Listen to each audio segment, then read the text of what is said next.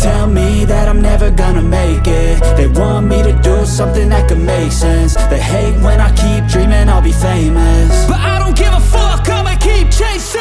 I got all this potential that's deep inside of me, but they hate when you're successful cause they try to be. They sit there being judgmental because you're trying things, and they just want you to settle and do the right thing. So get a good job, don't slack off. Wake up every morning, make a good impression on your boss. Don't do anything that I wouldn't do, and when you're making money, make sure you don't spend it too soon.